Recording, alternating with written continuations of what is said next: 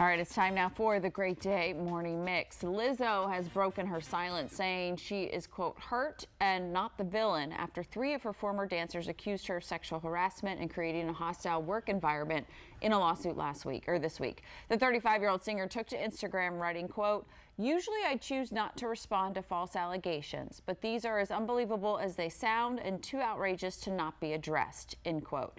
She dismissed the allegations in the lawsuit, calling the accounts sensationalized stories. Miri Marshall joining us now from Morning Mix.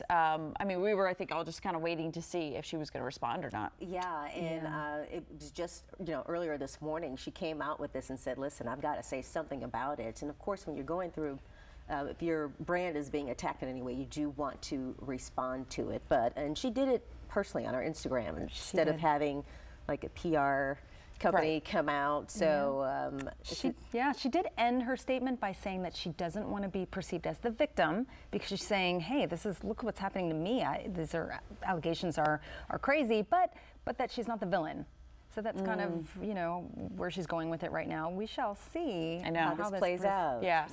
I mean, that's the thing. These allegations are out there. We saw yesterday Beyonce during her concert, or the day before, didn't omitted Lizzo's name from the song that's usually there. Right. Like, people are finding little nuances where people are trying to separate themselves from Lizzo, which is understandable at this point. Right. They're not trying to say she's guilty of this, but let's just all step back and let this kind of work itself out. Exactly. And Beyonce is adverse to any type of problems and controversy. When there was an issue with her and the artist, right.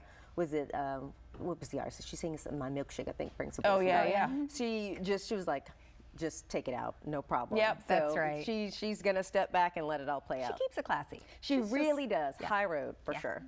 That's right. Well, DC's own Nationals Park is among the finalists in the quest to find which pro baseball stadium has the best food.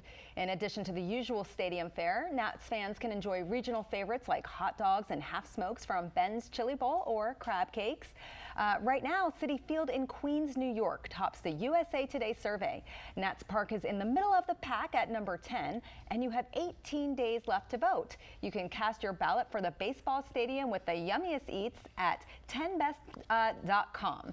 10best.com. 10best.com. Well, it's good to see the Nats are winning in some regard. That's right, Kristen. When it comes to the stadium, that's all I have to say about that. I haven't been this year, but it is nice. I think the Ben's Chili Bowl kind of puts it over a little bit, and then being able to serve local cuisine, the crab cakes, everything. Rockland's barbecue.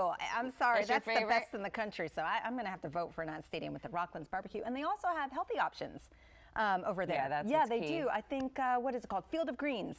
And DuPont Deli is over there. So that's very clever. It's amazing how far stadium food has come. I was thinking the same thing. Because it was hot dogs and little junky hamburgers and just never healthy food. Now you've got kind of gourmet, you've got salads, you've got other things, because people want to go enjoy. You're still paying a pretty penny, but at least you're getting good food. They had me at crab cake. There you go. They had me at crab cake. You get my vote.